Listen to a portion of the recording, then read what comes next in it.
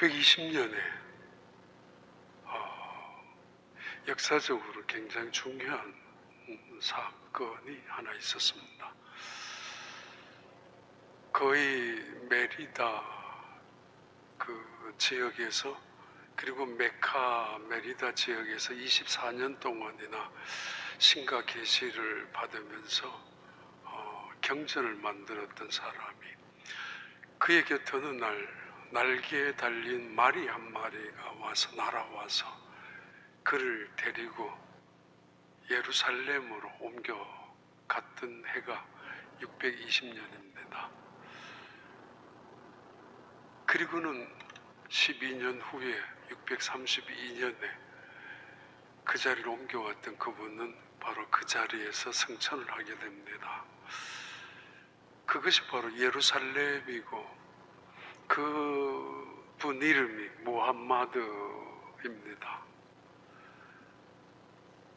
무함마드 원래 이슬람교의 창시자입니다.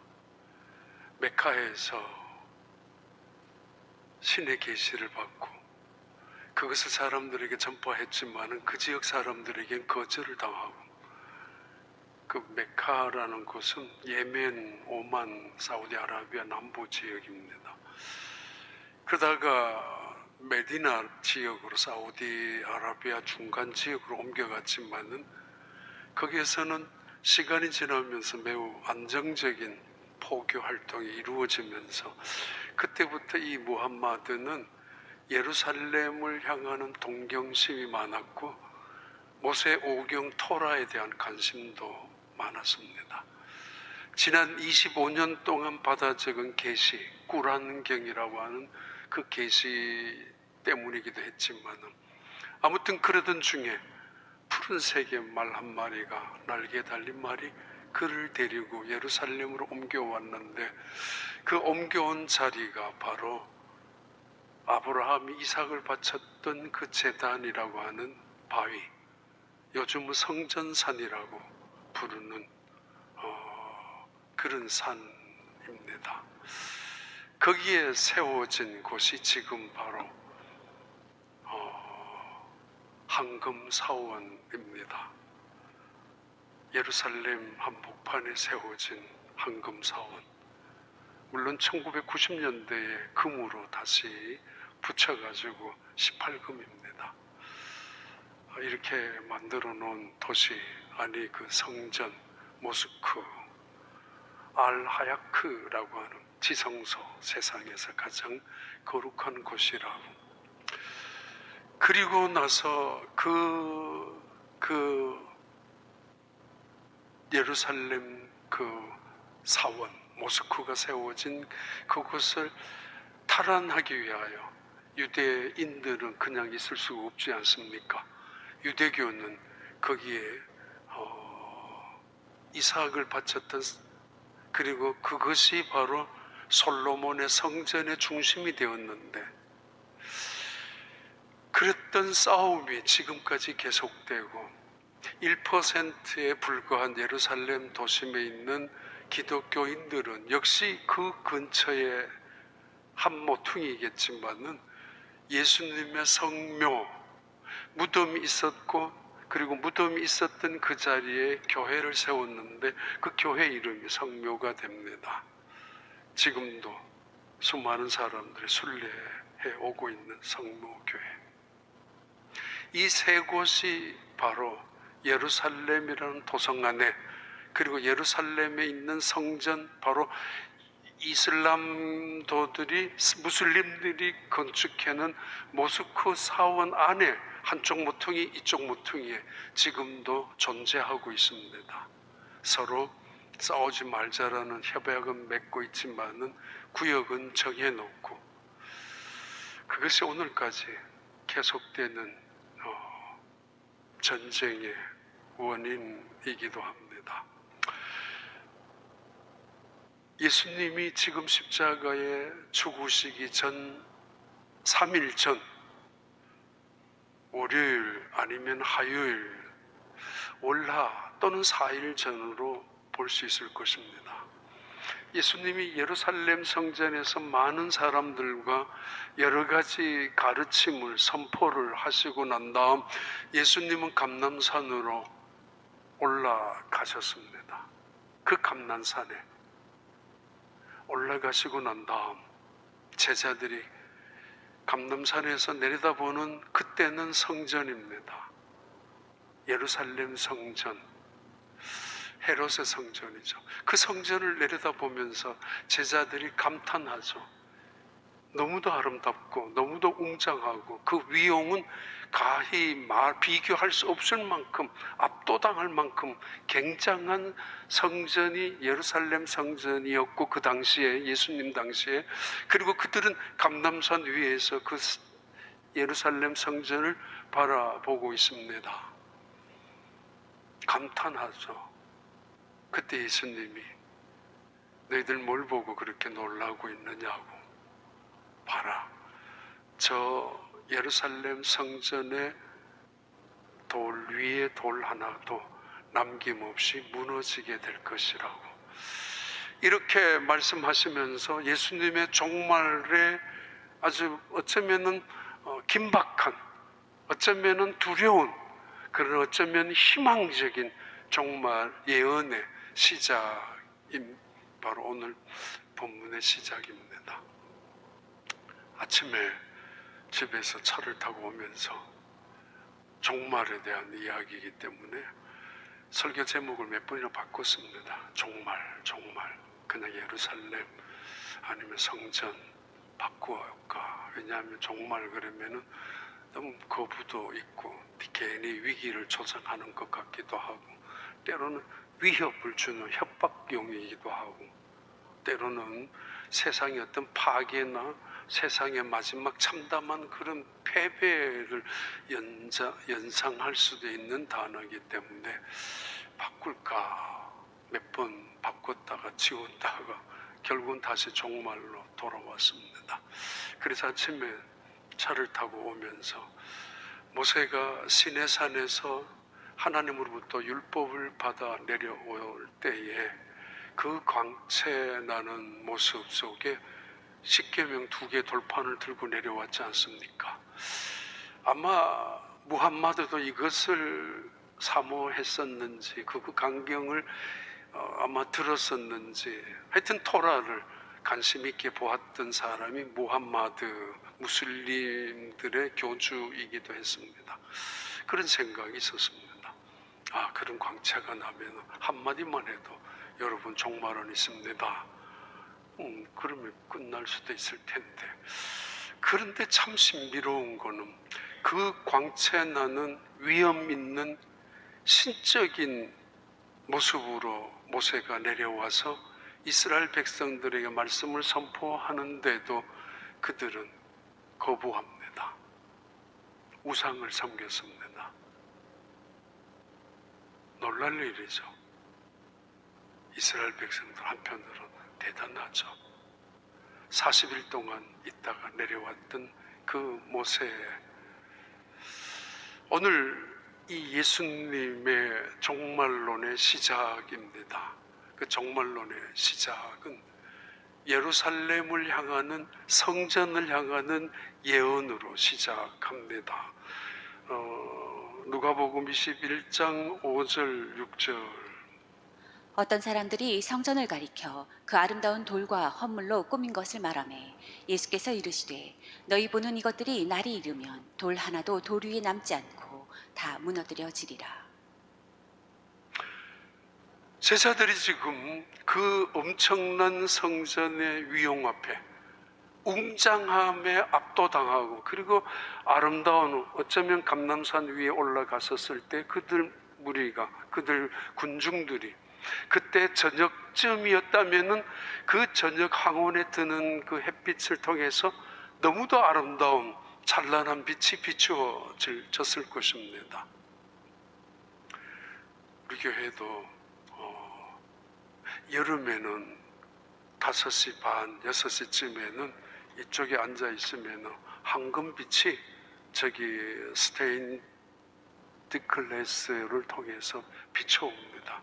너무 황홀할 만큼, 마음에. 여름에는 그렇고 겨울에는 한 3시 반, 4시쯤 되면은 오후에 여기에 빛이 쫙 들어오는데 요 모퉁이에 황금빛처럼 쫙 비춰지게 되고, 그리고는 한 6시, 7시 되면은 햇빛이 이 창문을 통해서 이쪽으로 비춰옵니다. 저 혼자 생각해, 야, 너무 옛날 스타일이고 클래식한 그런 창문이 있지만 그래도 마음에 평안이 있고, 또 그때마다 이게 솔로몬 그리고 스룹바벨 헤롯의 성전의 황금빛이었는가, 보아스 성전, 보아스 기둥처럼 그런 느낌이 있습니다. 자, 제일 첫 번째 있는 게 솔로몬 성전입니다. 제일 여러분 보시기에 왼쪽 편에 솔로몬 성전, 이건 무너졌습니다. 첫 번째 무너졌는데 그로부터 한 300년 지난 다음, 혹은 70년 지난 다음, 사실은 스룹바벨의 두 번째 성전이 지어졌죠. 솔로몬의 성전보다는 훨씬 더 약하게 된 조그마한 성전으로, 그래서 솔로몬의 성전을 기억하고 있는 또는 들어왔던 사람들은 절망했었죠. 어떻게 이렇게 작게 만들었냐고. 세 번째 지은 성전은 그로부터 한참 후에, 한 400~500년이 지난 후에 헤롯이라는 임금이 로마로부터 분봉왕의 직위를 하사받고 내려왔지만은 이 사람은 원래 유대인 왕족의 피가 아니잖아요. 그래서 유대인들에게 환심을 사기 위해서 성전을 지었는데 이게 엄청난 성전입니다. 거의 60년 동안, 예수님 당시에도 46년, 50년 동안이나 짓고 있었던 만큼 굉장한 성전입니다. 헤롯의 성전과 솔로몬의 성전 한번 비교 한번 해봐요. 비교가 되지 않을 만큼, 아니 한꺼번에 그림을, 솔로몬의 성 있잖아, 크기 그림 비교가, 솔로몬의 성전과 헤롯의 성전의 비교는 5분의 1 정도입니다. 그러니까 헤롯의 성전은 엄청 크다는 것이죠. 그런데 예수님이 이렇게 말씀하셨습니다. 여기 있는 돌이 돌 위에 돌 하나도 남기지 않고 다 무너지게 될 것이라고. 적어도 여기에 있는 돌들이, 어떤 돌은 1톤, 어떤 돌은 가장 큰 돌은 10톤, 심지어 그것보다도 더 큰 돌이 10톤 이상이, 100톤에 가까운 돌, 산더미 많은 돌도 있었다라고 할 만큼 그런 성전으로 지어진 이 건물이 무너질 것이라고. 놀라죠. 저게 어떻게 무너지지? 무너진다 할지라도 어떻게 돌 위에 돌 하나도 남기지 않고 무너질 수 있단 말인가? 그것 때문에 고민을 많이 했었죠. 마태복음 24장 1절부터 2절입니다. 예수께서 성전에서 나와서 가실 때에 제자들이 성전 건물들을 가리켜 보이려고 나아오니 대답하여 이르시되 너희가 이 모든 것을 보지 못하느냐? 내가 진실로 너희에게 이르노니 돌 하나도 돌 위에 남지 않고 다 무너뜨려지리라. 제자들이 아마 감격해하는 그 모습을 보고 듣고 계셨는지 예수님은 혼잣말로 사실은 말씀하셨죠. 시간이 얼마 지나고 나서 마가복음 13장에 이렇게 베드로, 야고보, 요한이 조용히 군중들을 다 물리치고 난 다음, 혹시라도 무슨 일이, 비밀스러운 일이 있을까봐, 혹시라도 백성들이 다 알면은 큰 동요가 날까봐 조용히 또는 은밀하게 비밀스럽게 물었죠. 13장 1절 2절도 마찬가지입니다. 예수께서 성전에서 나가실 때에 제자 중 하나가 이르되 선생님이여 보소서, 이 돌들이 어떠하며 이 건물들이 어떠하니이까? 예수께서 이르시되 내가 이 큰 건물들을 보느냐? 돌 하나도 돌 위에 남지 않고 다 무너뜨려지리라 하시니라. 복음서에서는 동일하게 이 성전이 무너질 것이며 무너지더라도 돌 위에 돌 하나도 남기지 아니하고 완벽하게 패배하는, 완벽하게 파괴될 것을 예수님께서 예언하셨다는 것입니다. 이것이 종말론에 무슨 의미가 있는가?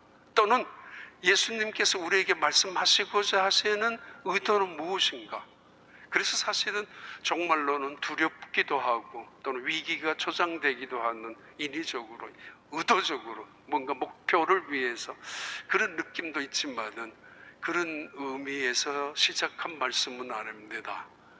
예수님이 말씀하시는, 성경에서 가르치는 종말론은 위협용이 아니라 우리를 향하는 회복이고 희망을 가르쳐주는, 이것을 파루시아라고 하는데 하나님의 어떤 새로운 세계에 대한 희망을 예언해주는 말씀이, 구약에서도 종말을, 신약에서도 그 종말을, 회복과 희망을 가르쳐주는 말씀입니다. 40년 후에 예루살렘이 로마로부터 침략을 당하죠. 침략을 당한 다음 예수님이 이 말씀을 하신 후에 AD 68년부터 70년 동안에 걸쳐서 로마 군인들이 예루살렘을 점령했는데, 점령하고 적어도 2, 3년 동안 전쟁이 계속되었죠. 쉽게 함납을 못 시켜서. 그런데 이 전쟁에 참여했던 티토 장군은 나중에 로마의 황제가 됩니다마는, 그분의 이 티토 황제의 전승, 승전 일기 속에 담겨져 있습니다. 왜 돌 위에 돌 하나도 남기지 않고 무너졌는가? 두 가지 이유라고. 첫째 이유는 금으로 도배를 했기 때문에, 18금으로. 그래서 전쟁이 나면 대부분 불을 지르게 되는데, 불이 나면서 이 도금했던 금들이 녹아지고, 녹아버린 이 금들이 돌 사이로 스며들어가니까 많은 군인들이 그 돌 사이에 스며들어 있는 그 금을 긁어내기 위하여 돌 하나도 남기지 않고 흩어져 놓았다고. 그러나 두 번째 이유가 이 티투스 장군의 놀람이죠. 그걸 가지고 1톤짜리를 10톤짜리의 그 돌들을 군인들이 쉽게 옮겼을까? 아니라고. 그는 이렇게 승전 일지에, 전승 일지에 기록 남기고 있습니다. 그것은 예수님의 예언을 이루시기 위한 하나님의 뜻이라고. 그 티토라고 불려지는 이 장군도 예수님께서 예루살렘 성전이 망할 것이며 폐허가 될 것이란 사실을 들었을 것이고, 그리고 누군가가 알려줬다면 뭔가 깨달았을 것입니다. 그 의미를. 그래서 성전 일지에 군인들이 단순히 금딱지를 찾아내기 위하여 그 높은 빌딩, 그 건물들을, 거대한 그 돌덩어리를 끌어낸 것만이 아니라, 중요한 것은 예수님의 예언의 말씀이 성취된 것이라, 본인도 그 예언이 이루어지는데 쓰임받았다는 사실에 놀랐다라는 그런 일지 중에 나오는 글입니다.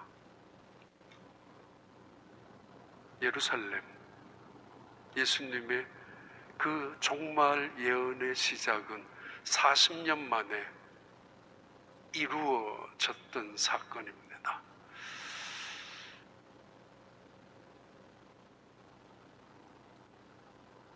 정말 다시 이야기합니다마는 성경에서는 종말을 어떻게 해석하고 있는가? 종말이 오기 전에는 어떤 일들이 일어날 것인가? 우리는 그 종말의 성경에 기록된 예언과 그리고 종말 직전에 일어나는 그 일들을 어떻게 해석해야 되는가? 무엇으로? 미래적인 아니면 역사적인 또는 문자적인 해석이 가능한가? 가장 중요한 것은 우리는 어떻게 살아야 될 것인가? 시한부 종말론자처럼, 극단론자들 종말론자들처럼, 또는 이단들처럼 현실을 부정하고 현실에 대한 모든 것들을 내려놓고 포기하고 그냥 종말을 기다리며 시한부 종말론자들이 가지고 있던 그런 날짜만을 계산하면서 그렇게 살아가야 될 것인가, 도대체 어떻게 해석해야 될 것이며, 종말론이 있는 그 직전에 일어날 모든 사건들 중에서 저 그리스도는 누구인가? 누가 전 세계를 통제한단 말인가? 얼마 전 옛날 만나더라도 그런 일이 있을까라고 했지만, 컴퓨터 아니면은 이번에 이스라엘 그 하마스 헤즈볼라 그 전쟁 속에 스마트폰 한 사람이 들고 있다가 어디로 가고 있는데 그 사람 폭파되고 죽었습니다. 스마트폰을 정확하게 알고 있다는 거, 지금 어디로 가고 있는지. 그러니까 누구나 다 마찬가지죠 지금. 그래서 스마트폰을 포기하고 이 헤즈볼라 있는 많은 그 리더들은 삐삐로, 옛날 삐삐로 바꿨습니다. 이것을 미리 예측하고 있었던 모사드 이스라엘 그 정부부는 이 삐삐를 구하러 오는 그 많은 사람들에게 정확하게 칩을 심어주죠. 놀랄 일이죠. 그리고는 동시에 삐삐를 터뜨립니다. 예루살렘이라는, 텔아비브라는, 아니면은 어디에서 했는지 알 수 없지만 그들이 삐삐를 구할 것을 예상했었고, 삐삐를 갖고 가는 그들에게 이미 폭파 장치를 해놓아서 순식간에, 이게 오늘의 세상이라고. 적그리스도가 그거 하나, 만약에 적그리스도가 세상을 통제한다면 그거 하나 조종하지 못하겠습니까? 그래서 666 숫자가 무슨 의미인가, 뭐 그런 종말론에 대한 해석이, 또는 전쟁이, 곡과 마곡의 전쟁이 있죠. 에스겔서에, 또는 다니엘의 느부갓네살 신상이 있죠. 그리고는 예수님이 공중에 재림하실 때 이 땅에 7년 대환란이 일어나죠. 그러나 가장 진지하게 받아들이는 천년왕국은 과연 있단 말인가? 1000년 동안 이 땅에서 우리가 어디 산단 말인가? 라는 종말론의 대부분의 아주 진지한 문제들, 큰 핵심의 문제들, 전쟁만 나면 이게 곡과 마곡의 전쟁인지 혹은 아마겟돈의 전쟁인지 세상은 떠들기도 하는, 특히 요즘 같으면 그런 문제들 때문에 종말에 대한 이야기는 훨씬 더 진지하고 또 훨씬 더 자제하게 마련입니다.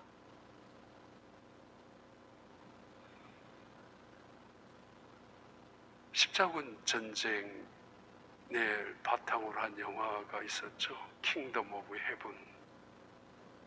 이 사람 발리 아닙니다.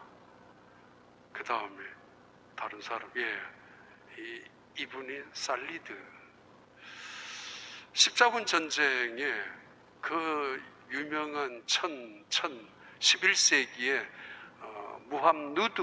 루스라고 하는 교황이 프랑스 지역에 가가지고 지금 예루살렘은 무슬림들이 정복하고 있다, 그렇게 연설을 시작하죠.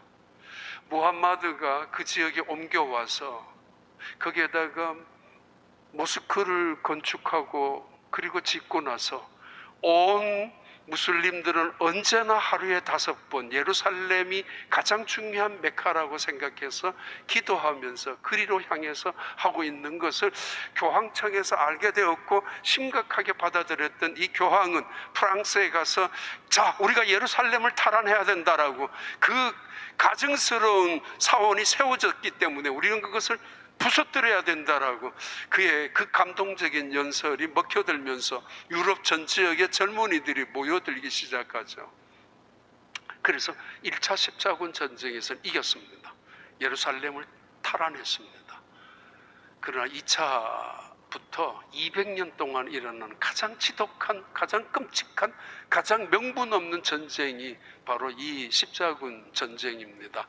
나중에는 온갖 약탈, 방화, 도적, 강도, 강간들이 일어난 그런 전쟁이었으니까, 여기에 2차 전쟁이 시작되면서 살리드란 실화입니다.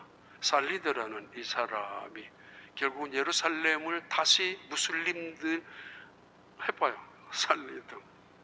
이 사람은 영화에 나오는 사람이지만 원래는 실화 살리드 왕족입니다.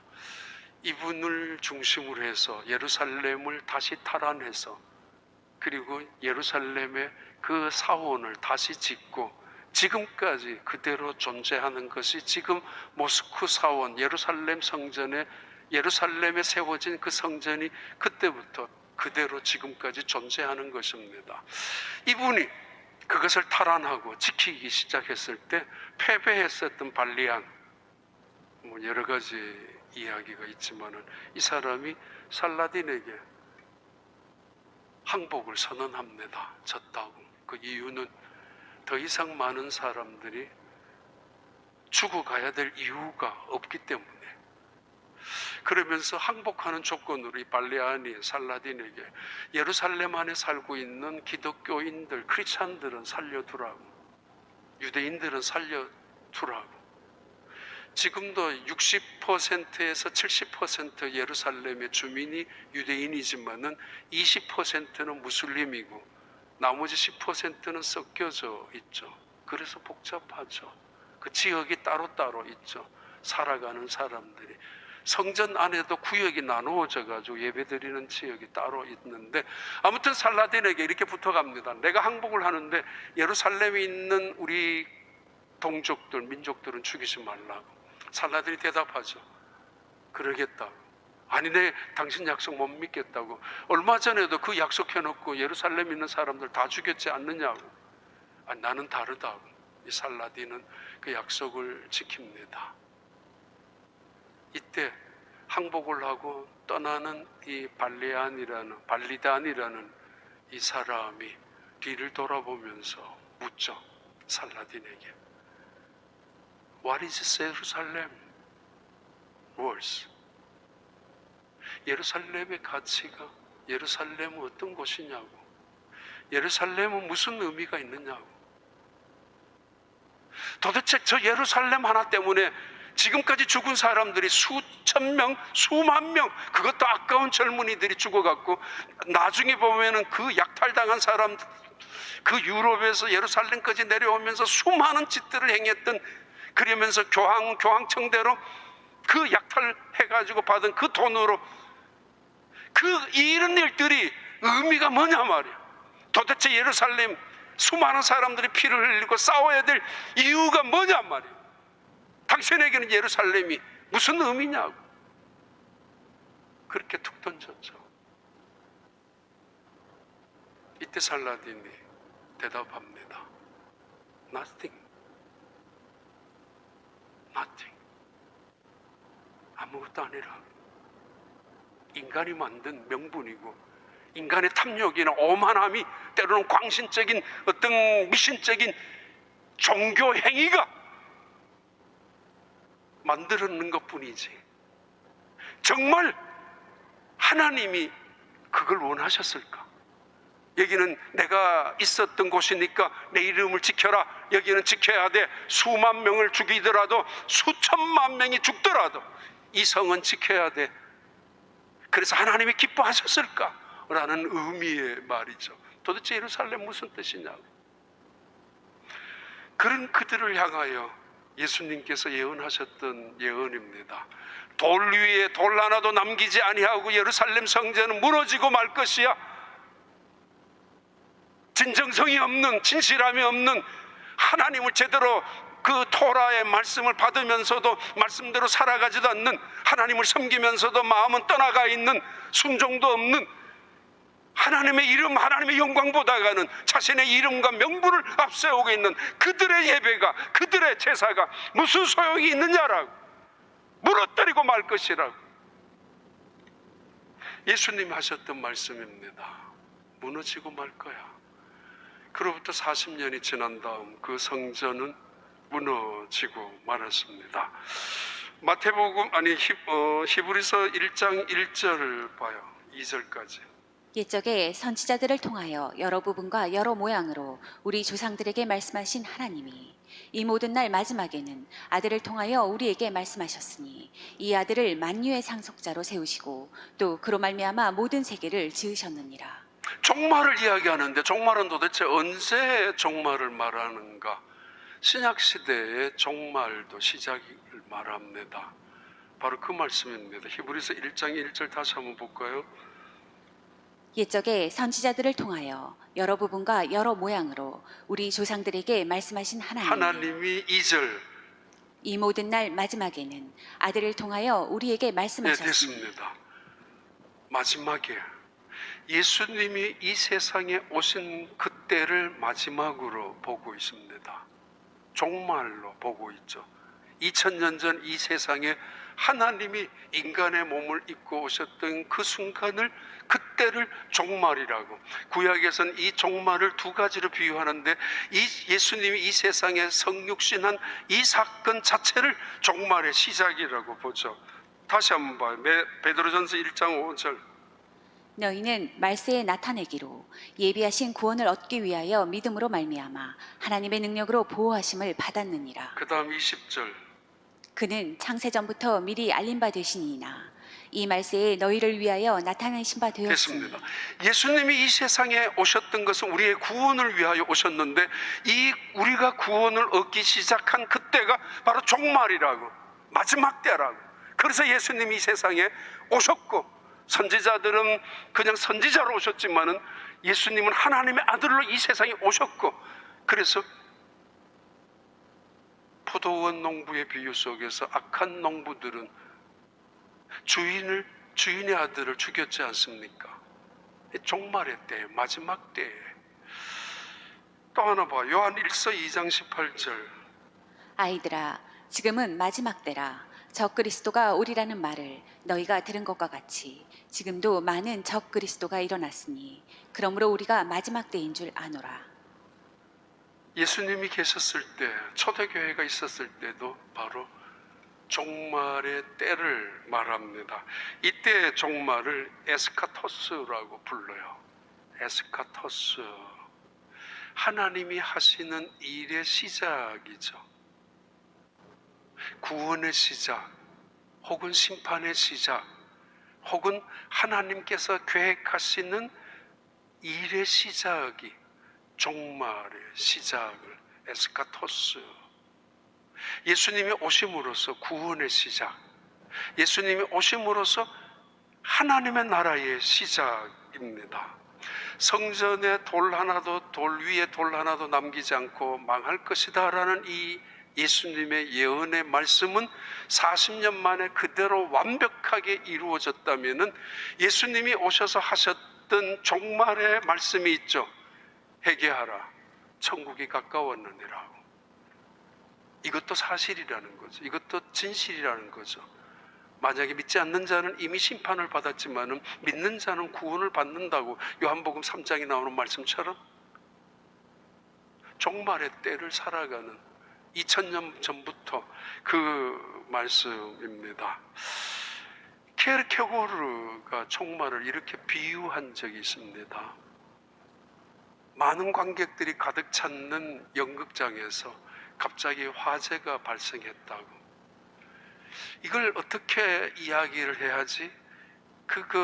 이머전시 응급 사이렌 소리를 하면은 갑자기 그 입구가 좁기 때문에, 입구가 2개 정도밖에 안 되기 때문에 큰일 날 수도 있기 때문에, 그래서 지혜롭게 관리자가 여러분 지금 화재가 났습니다. 그래서 조용히 일어나서 차례차례 저쪽 문과 이쪽 문으로 나가셔도 됩니다. 우리 충분히 시간 질서만 지키면 됩니다 라는 이야기를 전달하고 광고하는데 앉아있는 사람들은 그것을 농담으로 듣기 시작했습니다. 아, 퍼포먼스 중의 일종이구나. 그래, 알았어, 빨리 비켜. 우리 즐기는 연극을 봐야 돼요. 우리가 보고 있는 거, 저 공연 계속하는 거 비키라고. 알았다니까. 그러면서 그대로 즐기고 있었던 관객에 비유하죠. 종말론의 비유를.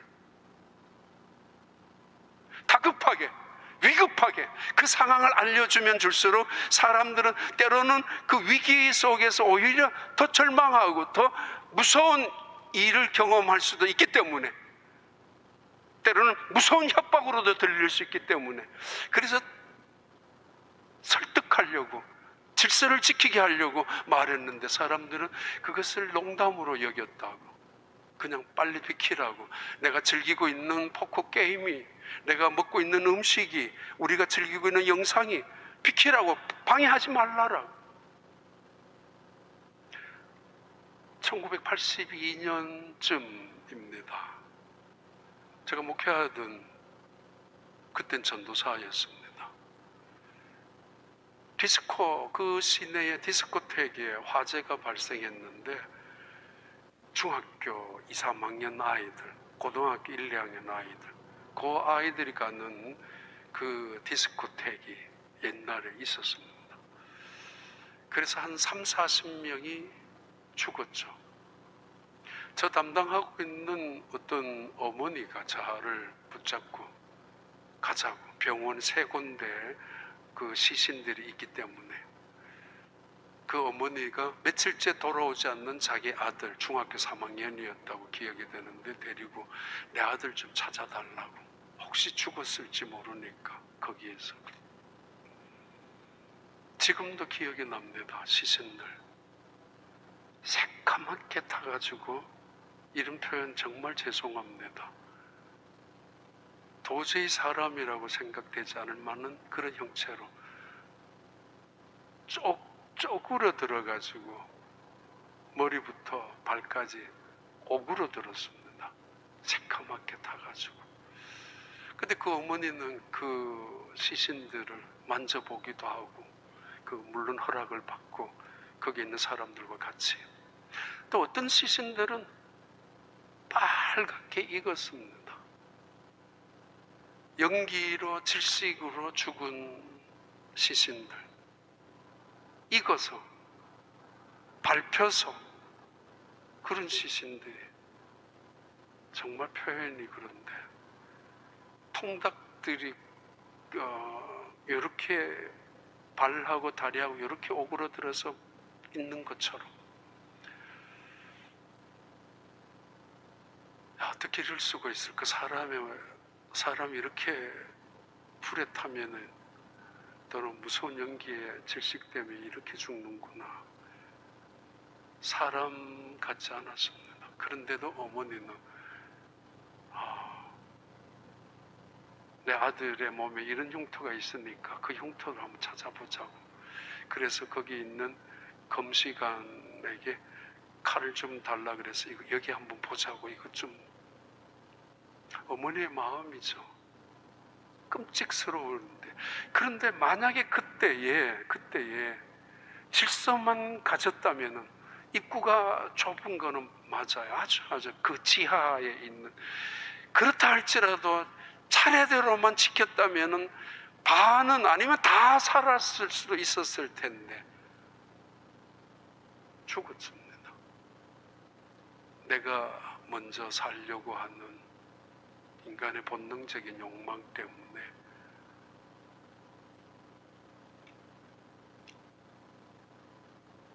나귀하고 오늘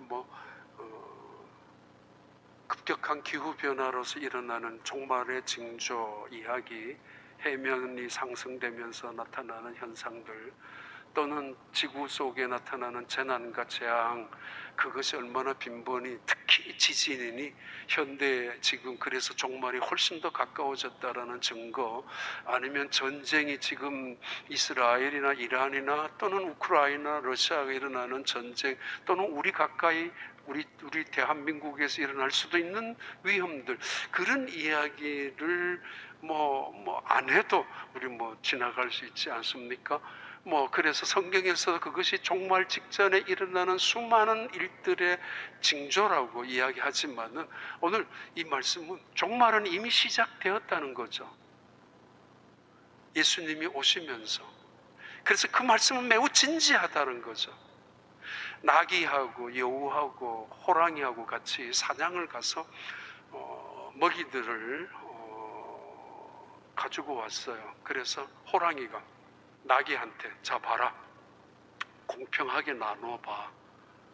그러니까 나귀가 그 말대로 공평하게 30, 30, 30 그리고 열을 가지고 다시 30, 30 나누어서 그리고는 또 마지막 없어질 때까지 공평하게 나누었습니다.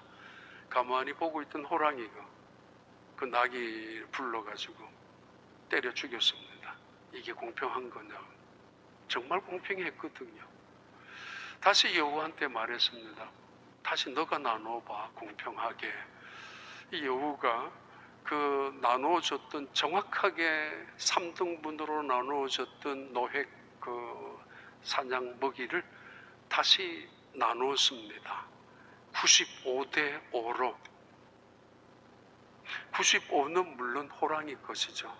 5는 여우 것이죠. 호랑이가 흐뭇해가지고 만족스럽게 말했죠. 여우한테. 여우야, 너 어떻게 이런 지혜가 있어? 너 살려줄게. 언제 이런 걸 배웠어? 이때 여우가 대답했지 않습니까? 예, 당신이 나귀를 잡아먹을 때 배웠습니다. 주변에서 일어나는 일들 속에서 배우는 사람도 있지만은 그러나 배우지 못하는 사람도 있죠.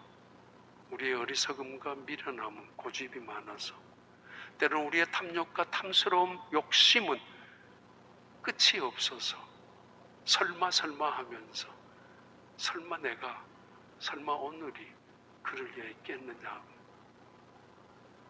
이미 예수님이 오시면서 시작되어졌던 종말, 예수님 말씀하십니다. 회개하라. 천국이 가까웠다고. 이 말씀 하나만 하더라도 종말을 살아가는 중요한 지혜가 여기에 담겨져 있습니다. 오늘 결론을 드리면은 봐요. 누가복음 21장 7절부터 9절까지 말씀입니다.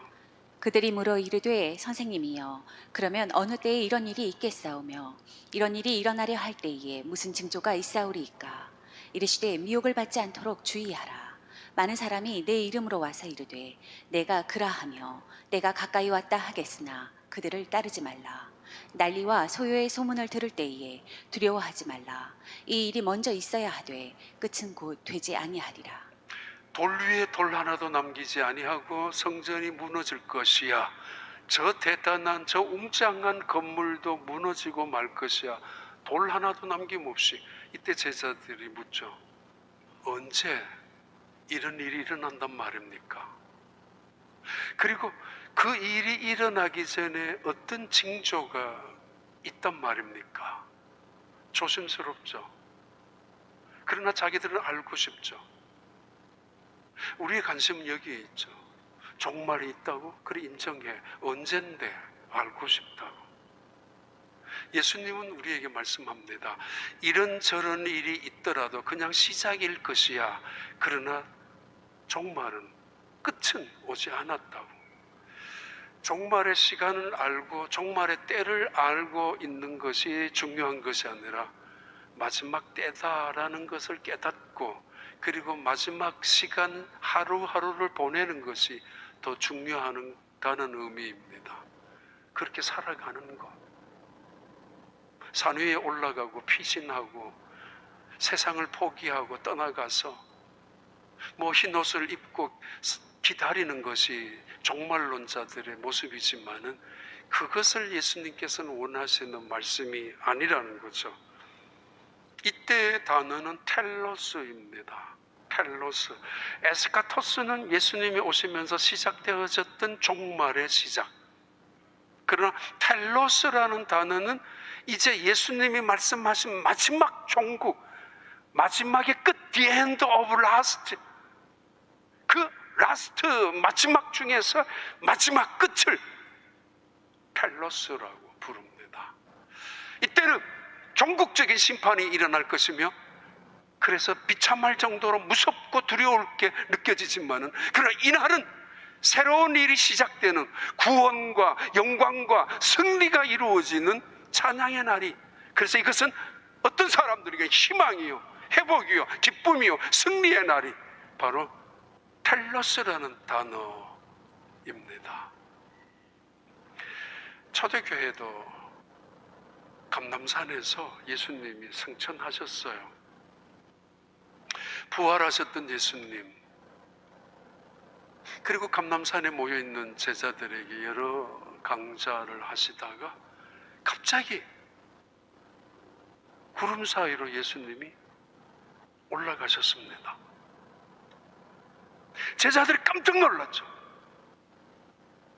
오래전부터, 어렸을 때부터 에녹이라는 조상 중에 한 명은 죽음을 보지 않고 하나님이 데려갔다는 이야기를 동화 속에서 들은 이야기처럼 기억은 하고 있었고, 그리고 엘리야라는 그 위대한 선지자가 하나님의 나라로 이끌려갔다는 것도, 엘리사를 통한 많은 선지자들이 보았다는 것도, 전설적인 이야기도 생생하게 듣고 있었지만, 그들의 눈앞에서 지금 부활하셨던 예수님이, 40일 동안 이 땅에 계셨던 예수님이 순식간에 구름 사이로 랩처라는 휴거를 하듯이 올라가셨던 것을 눈앞에서 보았습니다. 뭐야? 입을 다물 수가 없죠. 너무도 황홀해서, 눈을 비빌 만큼 의심스러울 만큼, 그들은 발이 얼어붙을 만큼 꼼짝하지 못합니다. 너무도 거룩한 순간이고 엄숙한 순간이고, 그리고 전설이나 동화 같은 이야기지만은 그들은 지금 생생하게 눈으로 목격했습니다. 예수님이 하늘로 승천하시는 것을. 그분은 하늘에서 내려오셨기 때문에 오신 곳으로 올라가시는 것뿐입니다. 그리고 우리에게도 하늘은 있다라고, 영원한 세계는 있다라는 거, 확실한 증명을 보여주고 있지 않습니까? 부활하신 예수님 지금까지 승천 안 하시고 계신다면 귀신으로, 구천을 떠도는 귀신으로 남아있을 뿐입니다. 그럴 수 없습니다. 그때 천사들이 말했죠. 너희들 어찌하여 멍하니 가만히 있느냐라고. 빨리 가라. 저 예수님이 너희들이 본 그대로 다시 오실 것이라고. 재림, 그분이 다시 오실 것이라고. 이것이 조작된 거짓이라면, 이것이 거짓된 이야기들이라면 지금까지 남아있을 턱이 없고 지워버렸을 것입니다.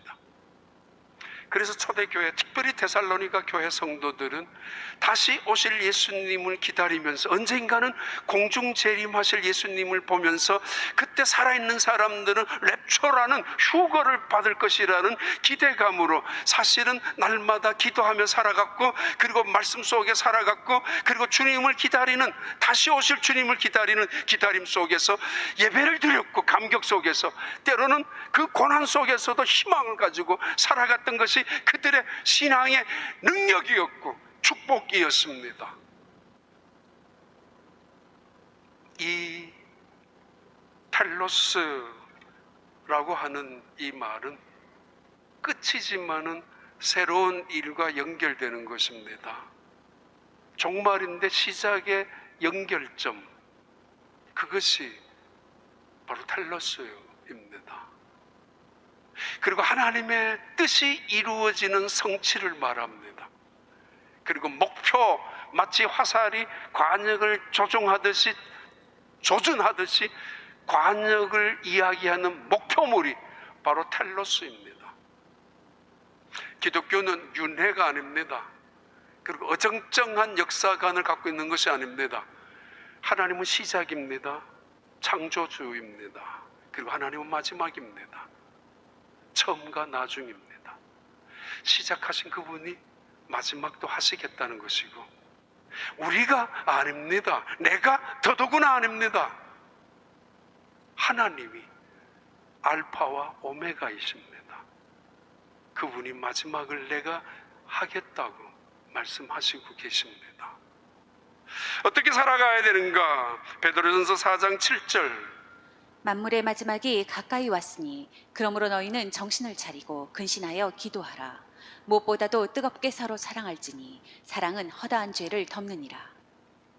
예, 만물이 마지막이 가까웠으니 그냥 포기하고 살아가고, 산으로 올라가고 살아가고, 아니면 아예 모든 것, 이제 내일 모레 죽을 거니까 그냥 그냥 먹고 싶은 대로 하고 싶은 대로 살아가다는 의미가 아니라 만물의 마지막이 가까웠으니 그러므로 너희는 깨어서 근신하여 기도하라. 무엇보다도 서로 사랑할지니 이 사랑은 허다한 죄를 허다한 허물을 덮느니라고. 너희가 말을 하거든 하려 하거든 봉사하려고 하거든 예수님이 하시는 말씀처럼 하고 예수님이 주시는 힘으로 하고 예수님이 갖고 계시는 그 은혜를 갈망함으로 그를 사모하라고. 히브리서 3장 12절 14절을 이렇게 말하죠. 형제들아, 너희는 삼가 혹 너희 중에 누가 믿지 아니하는 악한 마음을 품고 살아계신 하나님에게서 떨어질까 조심할 것이요. 오직 오늘이라 일컫는 동안에 매일 피차 권면하여 너희 중에 누구든지 죄의 유혹으로 완고하게 되지 않도록 하라. 우리가 시작할 때에 확신한 것을 끝까지 견고히 잡고 있으면 그리스도와 함께 참여한 자가 되리라. 요한계시록에 나오는 모든 중요한 동사는 참으라, 기다려라, 이겨라 라는 단어 명령형 동사입니다. 참으라고, 고난이 있다 할지라도, 그리고 기다리라고. 때로는 예수님의 재림이 늦어진다 할지라도, 그래서 사도 바울은 데살로니가 교회 교인들을 향하여 너희들이 예수님 오시기 전에 죽었다 할지라도 슬퍼하지 마라. 너희들의 죽음은 잠자는 것이야. 주님이 오시는 그날 잠자는 자들이 먼저 일어나게 될 것이야 라고 데살로니가 전서 4장 2장 4장에서 끊임없이 반복하고 있습니다. 그리고 이기라고, 영광스러운 그날이 있다고. 사도 바울의 승리의 찬 고백이죠. 현재의 고난은 장차 올 영광과 좋게 비교할 수 없다라. 그것이 우리 앞에 놓여져 있는 새 하늘과 새 땅입니다. 그런 여러분의 찬양, 여러분의 승리, 그것이 천국에서 불려지는 간증하는 우리 모든 교회 성도 되길 바랍니다. 하나님 아버지 감사합니다. 주의 은혜로 살아가는 저희들, 어쩌면 마지막 때를 살아가는 저희들, 모든 일에 주의하고 조심하게 살아가게 하시고 모든 일에 깨어있고 근신하며 살아가게 하시고, 그리고 끝까지 인내하며 끝까지 붙잡고 예수 그리스도를, 그리고 그날의 영광스러운 승리자가 될 수 있도록 축복하여 주시옵소서. 예수님 이름으로 기도하옵나이다.